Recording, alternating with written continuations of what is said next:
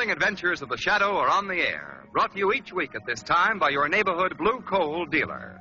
These dramatizations are designed to demonstrate forcibly to old and young alike that crime does not pay.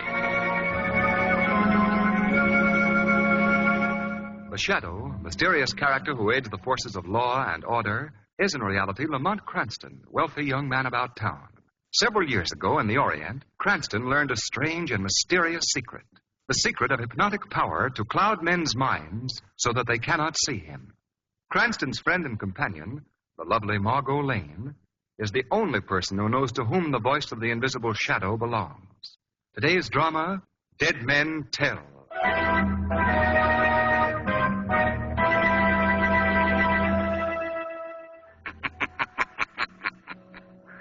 That everlasting sleep, that bourne from which no traveler ever returns, that eternal rest called death. How often men have attempted to close the mouth of the accuser, seal their lips forever, and how often have they failed? For dead men, in spite of the legend, do tell. Yes, they speak and point with a bony, fleshless finger at their murderers.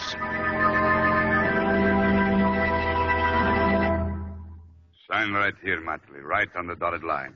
No, I won't do it. You like living, Johnny. Either you pay up or it's spring some flowers for you. Okay, let go of me. I'll sign. That's better. But this notice of $50,000. Yeah. I only owe you $10,000. Just a little interest, Johnny boy. Just a little interest to keep me happy till your old man dies and leaves his dough to you. I gotta have something extra for waiting, don't I? Go ahead, sign. All right. Now remember, this is a little business between you and me.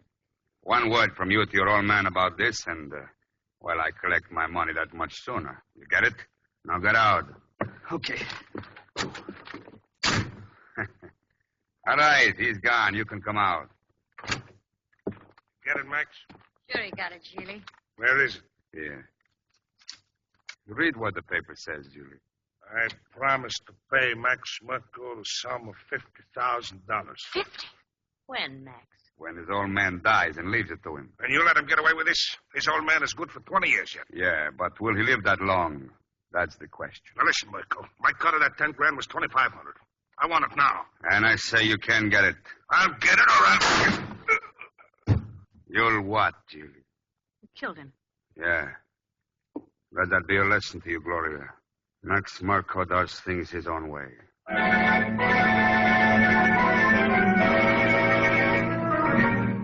You're a fool, John. A weak, blind fool. How much longer will I have to watch over you? How much longer will I have to fight your battles for you? Last year it was that singer, Gloria Kingsley, and now... You said it'd kill me, Dad, if I didn't sign that note. $50,000. How much did you actually lose at Merkel's crooked gambling house? $10,000. And you signed for 5 times that amount? Why? Well, I told him that you wouldn't give me that much money, and he said, well, you get your father's dough when he dies, don't you? And I said, yes. He said, well, I can wait, but I want interest. So you'd even gamble on your father's life. But, Dad... Get out, I'm through with you. Dad, I'm calling Arnold Fanders right now and cutting you out of my will. Look, Dad... Get out, I said. All right, Dad, but you're not changing your will. There are ways to stop that. More ways than one. So my son would even threaten me, huh? Threaten me. Well, we'll see about that. Hello? Oh, hello, Arnold. Is that you? Yes, Gustav. What is it? You sound upset. Oh, it's that son of mine again, Arnold. I've decided to disinherit him. No. This time I'm serious. I've never been... Look, how soon can you get here? I'm right next door. I can get there in 5 minutes, but can't this wait till tomorrow? No, I'm changing my will tonight. I want you to bring... Oh, what's that? Bentley. My head...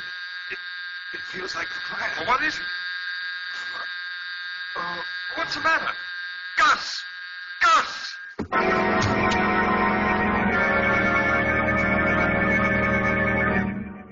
Well, you know how it is, Cranston. Here today, gone tomorrow was just one of those things. Who is he, Commissioner? Gustav Mantley. The broker? Yeah. Well, isn't he the man whose son got so mixed up in that scandal last year, breach of promise and all that? Yes, that's right, Lamont. Nightclub singer, wasn't she? Gloria. Gloria Kingsley. That's right, Gloria Kingsley. Yes. And if I remember correctly, that wasn't the first time that John Matley has been in trouble. Always had his father to buy his way out of scrapes. All of which means... That the father's death looks very suspicious. Hold on to your hats, boys. Here we go again. Now, look, Cranston, there were no marks of violence on Gustav Matley's body. Medical examiner says there was no evidence of poison, no foul play, and you're making a murder out of it. Commissioner Weston, Yes? I'm John Matley.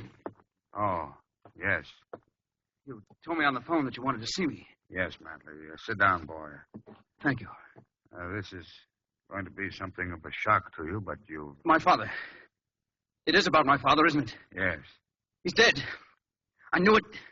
I knew it would happen. You did? You knew it would happen. Well, my father was a very violent man. He flew into such terrible tempers.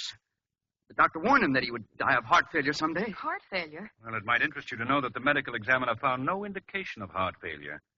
No evidence of anything that might have caused your father's death. Oh, what did he die of? That, Mr. Matley, is a mystery. I was just wondering... Huh? Say, what is my office? Grand Central Station? Arnold Fantis. Yes, John. I heard that the police had sent for you, and I came here to help you. I don't want your help. Why, you young... Wait a minute. Where do you two think you are? I'll have no more of this. I'm sorry, Commissioner. You see, I'm Arnold Fantis, the deceased Gustav Matley's attorney. Well, why did you come here, Mr. Fantis? I thought it was my duty to help John defend himself against this murder charge. Murder? What are you talking about? The murder of your father, of course. It's strange that you say that, Mr. Fantis, because as yet the police are not even sure that it was murder.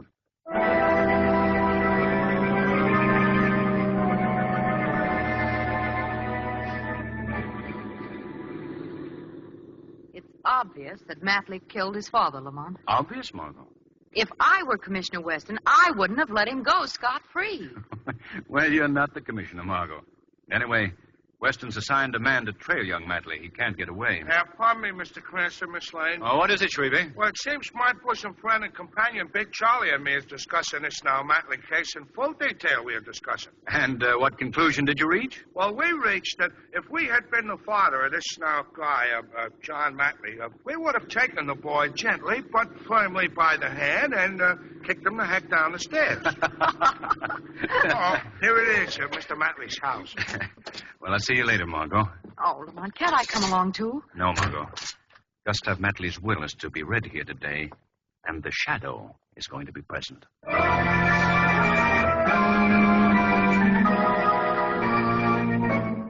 Arnold Fantis will be here any minute now to read the will. You both better go. Oh, no. Don't forget, I got a 50 grand interest in that will, Johnny boy. I stay. Me?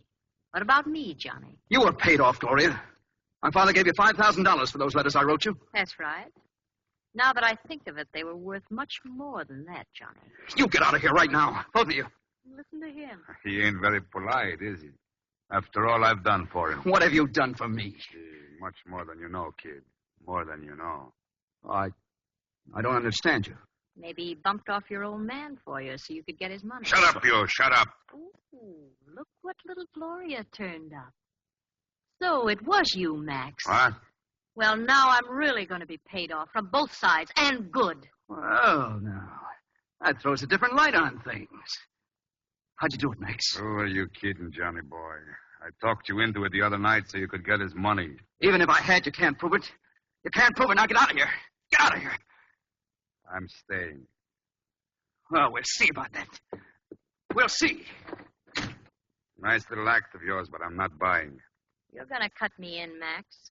I know too much. Look, you're a nice girl, but I don't like partners. It's unhealthy for any partner of mine. Like it or not, Maxie, I'm in.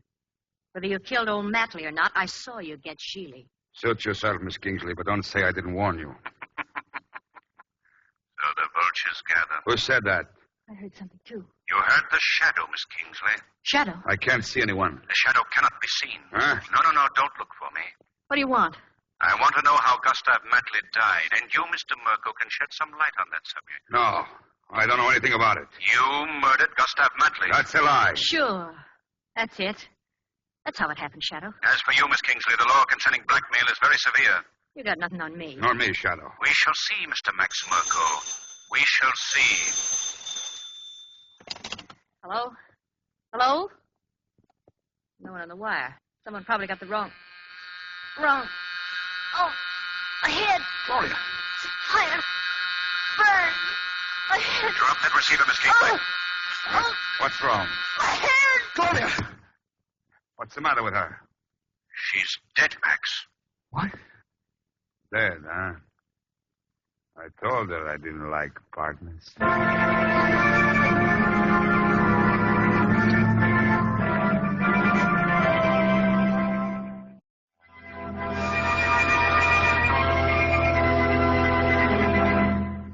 And there it is, Cranston. The telephone people say definitely that the phone had not been tampered with. Well, then why did this Gloria Kingsley die when she picked up the receiver? Commissioner, what sort of an autopsy was performed on the body of Gustav Matley?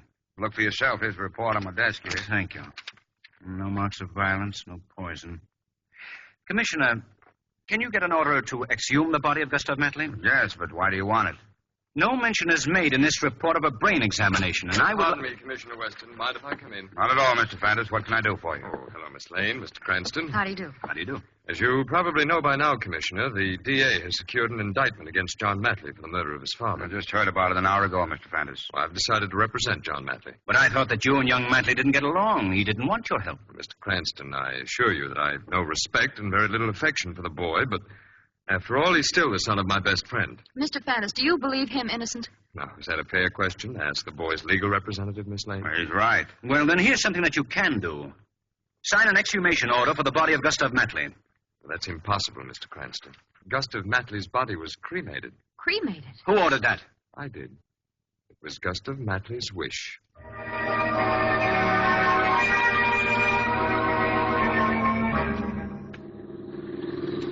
All right, Lamont, be mysterious if you want to. I'm not being mysterious, Margot.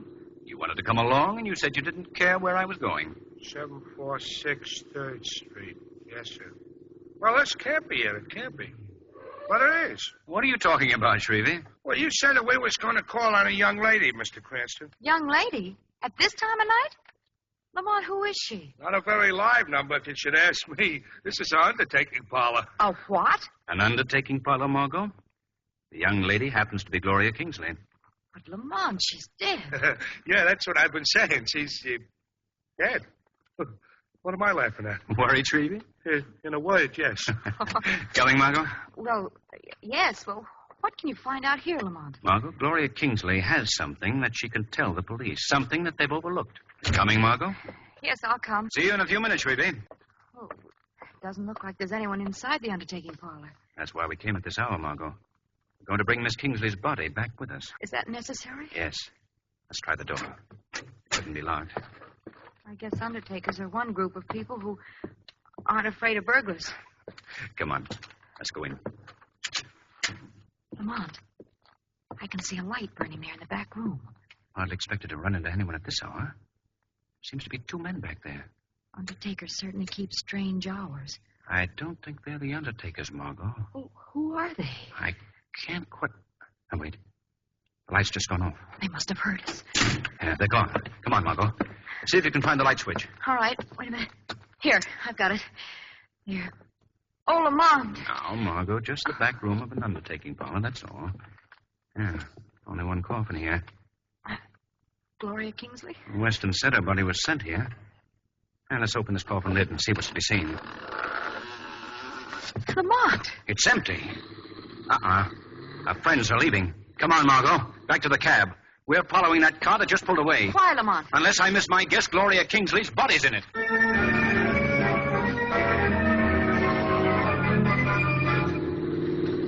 Keep your foot down on the gas, Shrevey. I think we're gaining on them. Yes, sir. Down the floor of the cab, Margot. They're shooting at us. Where do you think I am? Oh, there goes my machine. I'll buy you a new one, Shrevey. Keep after them. Hey, they're slowing down. They're slowing. Look. They've just tossed something out of their car. Stop. Stop, Shrevey. It's a pleasure, Mr. Cranston. A pleasure. Now, let's see what it is. You stay here, Margot. Come on, Shrevey. This big bundle must be it. Wrapped in a sheet, it's wrapped. I'm going to open it. Maybe I ought to go back to the cab and guard Miss Lane. Stay here, Shrevey. Good heavens. Oh. Gloria Kingsley's body. And the head is missing.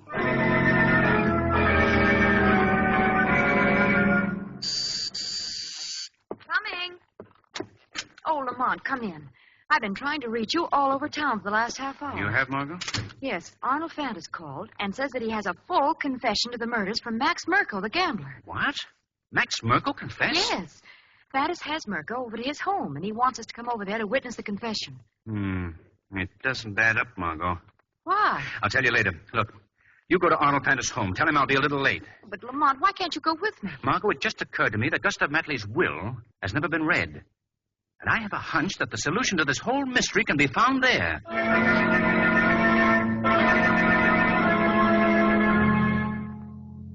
Well, let's not wait any longer for Mr. Cranston, Miss Lane. If you'll follow me, we'll have this over with in a minute.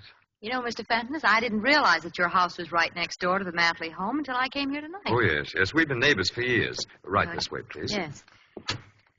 Step in, Miss Lane. Yes, thank you. Well, there's nobody here. I know. I merely wanted you to see the evidence before you heard the confession to the murders. Evidence? Last night, Gloria Kingsley's body was stolen from the undertaking parlor and decapitated. The head was stolen.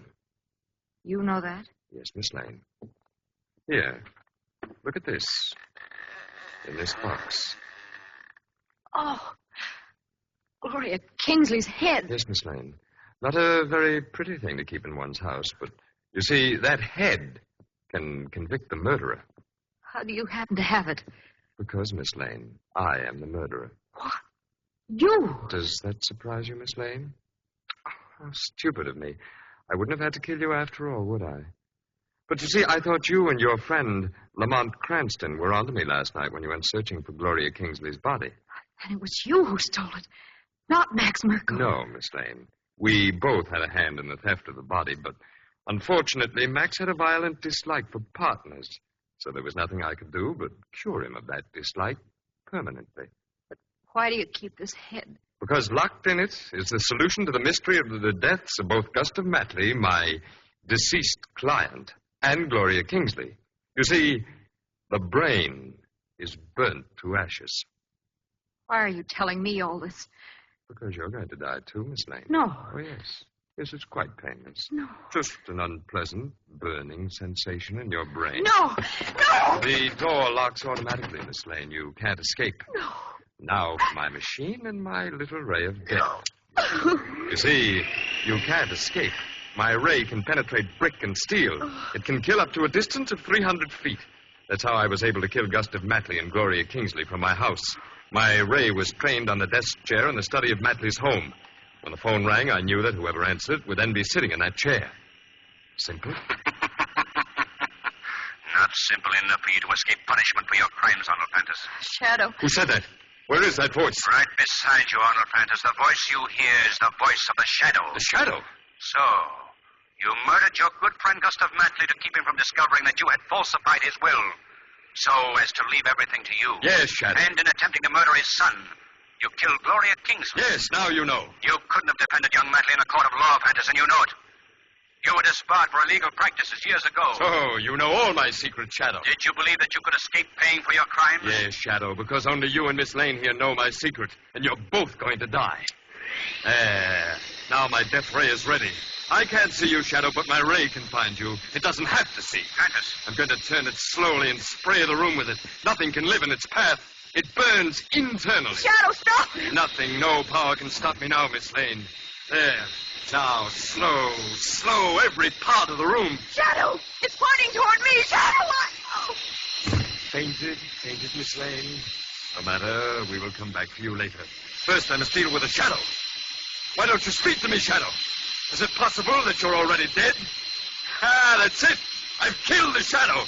Now, to finish off my little job, Miss Lane must feel the deadly ray, and then I'm free. What? The machine, it's... Yes, Fantas, your diabolical machine is destroyed. You've reached the end of your road of crime.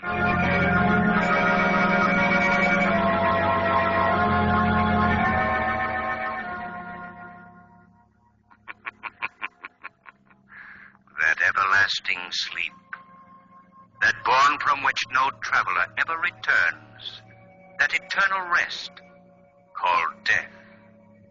How often men have attempted to close the mouth of the accuser, seal their lips forever, and how often they have failed. For dead men, in spite of the legend, do tell.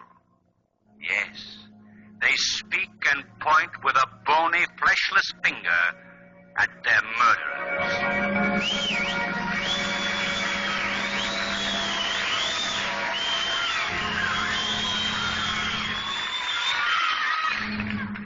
In the South Pacific today, American soldiers are fighting desperately against overwhelming odds. They're making every shot count. Picture an American sniper at work. There's one of them. Perfect. Here comes another one. You can do your bit right here at home. You can help put bullets in that gun. You can help build warships and planes and tanks and all the material of war right this minute. Buy United States bonds and stamps regularly, every week.